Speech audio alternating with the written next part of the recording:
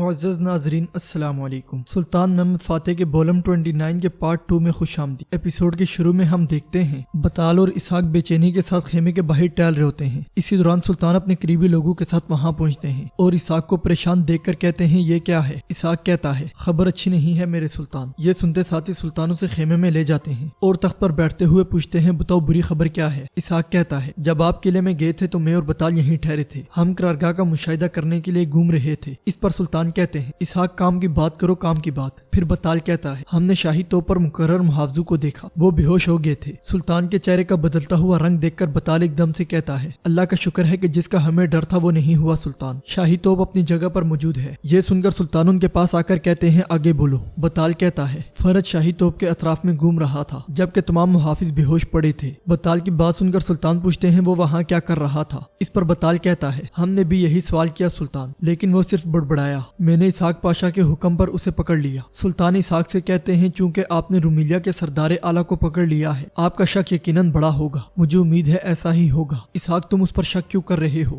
بتاؤ میں کیا سمجھوں؟ جواباً اسحاق کہتا ہے میرے سلطان فرد پاشا ایک جاسوس ہے، مجھے ایسا لگتا ہے۔ یہ سن کر سلطان چونک جاتے ہیں اور کہتے ہیں ایسے الزام سے پہلے تمہیں ثبوت لانا چاہیے۔ اسحاق کہتا ہے جسے آپ نے جاسوس مقرر کیا تھا وہ کارا مصطفیٰ میرے سلطان، میں نے اس کا نام فرد پاشا کو بتایا تھا اور وہ ایک دن بعد پکڑا گیا، مجھے یقین ہے کہ یہ جاسوس کی علامت ہے۔ اسحاق کی بات سن کر سلطان بالا اٹھا کر لاتے ہیں اور کہتے ہیں اگر تمہاری بات سچ ہے تو وہ موت کی تمنا کرے گا، اب بتاؤ فرد کہاں ہے؟ اسحاق کہتا ہے وہ خیمے میں انتظار کر رہا ہے میرے سلطان۔ یہ سنتے ساتھ ہی سلطان وہاں سے نکل پڑتے ہیں۔ ادھر دوغان ایک مرتبہ پھر جانصری لباس زیب تن کر لیتا ہے اور کہتا ہے مدد اور بزرگی تیری ہی ہے میرے رب۔ یہ کہتے ساتھ ہی وہ جانصری ٹوپی اپنے سر پہ رکھ لیتا ہے اور مزید کہتا ہے میں تیری طرف سے آنے والی ہر چیز کے خیر اور شر کو قبول کرتا ہوں، میں جانتا ہوں کہ تیری مدد بہادروں کے ساتھ موجود ہے۔ یہ کہتے ساتھ ہی وہ اپنے تخت پر بیٹھ جاتا ہے اور مزید کہتا ہے اے اللہ مجھے ہمیشہ حق کے راستے پر قائم و دائم رکھ، اور پھر کھڑے ہو کر مرتضیٰ کی مدد سے اپنی تلواریں لگا لیتا ہے۔ مرتضیٰ کہتا ہے گویا ستاروں نے رات کو سجا دیا ہو آغا، میں اپنی خوشی کا اظہار کروں گا تاکہ سب کو پتہ چل جائے کہ میں آپ کا دوست۔ جواباً دوغان کہتا ہے اور ہمیں اپنے دشمنوں کو بھی جاننا چاہیے، ہمیں اپنا کام مکمل کرنے دو، جب ہم واپس آئیں گے تو ان کے چہرے اتنے خوشگوار نہیں ہوں گے، آنکھیں کھلی رکھو تاکہ میں تمہاری فکر نہ کروں مرتضیٰ۔ اس پر مرتضیٰ کہتا ہے آغا جب تک آپ یہاں موجود ہیں انہیں پتہ چل جائے گا کہ ان کے چہرے ناگوار ہوں گے یا ان کی آنکھیں پانی بھری ہوں گی۔ جواباً دوغان کہتا ہے مرتضیٰ یہ زندگی اور موت کا معاملہ ہے، یہ کسی اور چیز کی طرح نہیں ہے، اس سے پہلے کہ تم سر اٹھاؤ وہ تمہیں بے سر بنا سکتے ہیں۔ دوسری طرف فرد گھٹنوں کے بل سلطان کے سامنے بیٹھا ہوتا ہے۔ سلطان پوچھتے ہیں کیا وہ باتیں جو میں نے سنی سچ ہیں فرد؟ جواباً فرد کہتا ہے مجھے نہیں معلوم کہ آپ نے کیا سنا میرے سلطان۔ فرد کی بات سن کر سلطان بالا اسے دکھاتے ہوئے کہتے ہیں بولو یا۔ سلطان کے تیور دیکھ کر فرد ایک دم سے کہتا ہے سلطان معظم اسحاق پاشا نے جو بھی کہا سچ کہا، لیکن اسحاق پاشا ایک ایسا آدمی ہے جو اپنی ریاست کا خیال رکھتا ہے، ان کی جگہ کوئی بھی ہوتا تو ایسا ہی سوچتا۔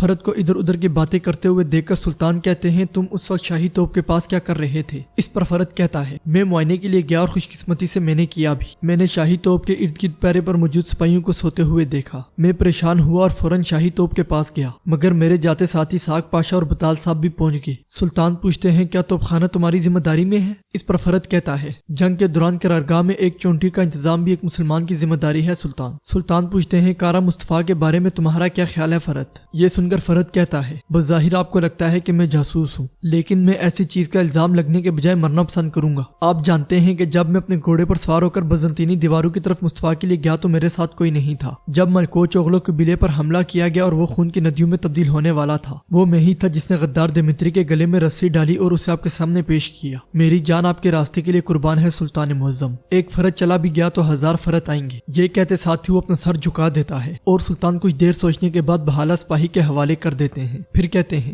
فتوحات کے دوران ایسے واقعات ہوتے رہتے ہیں، اسحاق پاشا ریاست کا آدمی ہے، ضرورت پڑنے پر وہ اپنے آپ پر بھی شک کر سکتا ہے۔ یہ کہتے ساتھ ہی سلطان اشارہ کرتے ہیں تو فرد کھڑا ہو جاتا ہے اور سلطان مزید کہتے ہیں مگر یقینی بناؤ کہ دوبارہ شک کی ضرورت نہ پڑے، اب اپنے فریضے پر واپس جاؤ فرد۔ یہ کہتے ساتھ ہی سلطان وہاں سے چلے جاتے ہیں اور فرد ہامتے کامتے ہوئے تخت پر بیٹھ جاتا ہے۔ پھر کہتا ہے مینڈا تیار ہے، خنجر تیز کر لیا گیا ہے، صرف اللہ جانتا ہے کہ کون قربان ہوگا۔ باہر مفتی صاحب کی نگرانی میں قربانی کے جانور ذبح کیے جا رہے ہوتے ہیں، مگر اسی لمحے ایک دمبا بھاگنے لگ جاتا ہے اور سب اسے پکڑنے کے لیے اس کے پیچھے پیچھے بھاگتے ہیں۔ ایک طرف سلطوق ستلمش کے ساتھ بیٹھا ہوتا ہے۔ ستلمش کہتا ہے اگر تم مجھے بتاتے کہ تم ایک سردار کے داماد بننے جا رہے ہو، میں کہتا کہ تلوار کا استعمال کرنے میں اچھے ہو جاؤ، اگر تم پاشا کے داماد بننا چاہتے ہو تو میں کہوں گا کہ اچھا لکھنا سیکھو۔ سلطوق پریشان ہوتے ہوئے کہتا ہے نہیں وہ پاشا بھی نہیں ہے، میں مفتی صاحب کا داماد بننے جا رہا ہوں بھائی، اب بتاؤ میں کیا کروں؟ اس پر ستلمش کہتا है तब मेरे पास आपके लिए कोई मशवरा नहीं है। सतलमश की बात सुनकर सल्तोक गुस्से से कहता है, मैं अब तुम्हारे मुंह पर घूंसा मारूंगा और तुम उड़ने लगोगी। अगर तुम्हारे पास मशवरा नहीं है तो तुमने मुझे यहाँ क्यों बुलाया और ऐसा काम क्यों किया जैसे मुझे मशवरा दोगी। इसी लम्हे वो मेंढा भागता हुआ वहाँ पहुंच जाता है। मुफ्ती साहब और सिपाही भी मेंढे के पीछे पीछे भाग रहे होते हैं। मुफ्ती साहब कहते हैं, पकड़ो इसे पकड़ो। ये सुनते साथ ही सल्तोक आगे बढ़कर मेंढे को काबू कर लेता है और सतलमश के इशारे पर उसे कंधे पर उठा लेता है। फिर कहता है, मुझे बताओ फिर तुम कहते हो सल्तोक कुछ भी नहीं कर सकता। मुफ्ती साहब आगे बढ़ते हुए सल्तोक से कहते हैं, अल्लाह आपसे राजी हो बहादुर, इसे मजबूती से पकड़ो, भागने ना देना। मुफ्ती साहब की बात सुनकर सल्तोक मेंढे को इतने जोर से पकड़ता है कि उसकी टांग की हड्डी टूट जाती है। ये देखकर सब बहुत परेशान हो जाते हैं और सतलमश अपना सर पीटने लग जाता है। सल्तोक मुफ्ती साहब से पूछता है, क्या टूटी हुई टांग वाला मेंढा भी कुर्बान हो सकता है? मुफ्ती साहब कहते हैं, सल्तोक तुमने क्या किया बेटा, ला हौला वला कुव्वता, तुमने सब कुछ बर्बाद कर दिया। जाओ और जानवर की टांग का इलाज करो, यकीनन इसे तकलीफ हो रही होगी। ये कहते साथ ही मुफ्ती साहब गुस्से में वहाँ से चले जाते हैं और सल्तोक बहुत परेशान हो जाता है। दूसरी तरफ फरत का खास सिपाही उसके पास जाता है। फरत उससे कहता है, मैं मिट्टी से भरा पड़ा हूँ, उनसे कहो कि करारगाह में गुस्ल का इंतजाम करें, वबा के लगने से पहले मुझे खुद को साफ करने दो। इस पर सिपाही कहता है, जनाब इलाज रास्ते में है, हम इससे छुटकारा पा लेंगे इससे पहले कि यह हमारे पास आ जाए मेरे पाशा। फरत एकदम से पूछता है, कैसा इलाज? सिपाही कहता है, सुल्तान ने वबा के इलाज के लिए किसी को दरनी रवाना किया है। सिपाही की बात सुनकर फरत एकदम से कहता है, तुमने मुझे पहले क्यों नहीं कहा? वो आदमी जो हंगरी की सरजमीन से आया था और हमसे खबर का इंतजार कर रहा था, नाम क्या था उसका? तो सिपाही कहता है, एलेक्स दुगान। नाम सुनते साथ ही फरत कहता है, हाँ वो शैतान। सिपाही मजीद कहता है, मेरे पाशा वो रीछ की तरह है, अगर हम उससे मारने को कहेंगे तो वो मार डालेगा। जवाबन फरत कहता है, कौन चाहता है कि वो जिंदा रहे? खबर भेजो उन्हें, मेरा हुक्म दो, उनसे कहो कि इस काफिले को गुजरने ना दें। फरत का हुक्म मिलते ही सिपाही वहाँ से चला जाता है। नाजरीन, इसके बाद अब देखेंगे अदरनी से आने वाला इमदादी कारवां जंगल में सफर कर रहा होता है। सिपाही अफंदी से कहता है, काश आप महल ना छोड़ते अब्दुल्ला अफंदी, हम जाते और वापिस आते। सिपाही की बात सुनकर अब्दुल्ला अफंदी कहते हैं, आप चुंटी की कहानी जानते हैं, हमारी फौज जंग में है, आइए हम भी कुछ करें। ये कहते और सुनते साथ ही वो सब तेजी से आगे बढ़ जाते हैं। दूसरी तरफ इसहाक फरत के पास जाता है। इसहाक को देखकर फरत कहता है, खुशामदीद इसहाक पाशा, आए यहाँ बैठे। इस पर इसहाक कहता है, मैं यहाँ बैठने नहीं आया, मुझे तुमसे हक बात कहनी है। बाज लोग वाकई ऐसा करने की महारत रखते हैं जैसे कुछ हुआ ही ना हो। जवाबन फरत कहता है, मैं समझ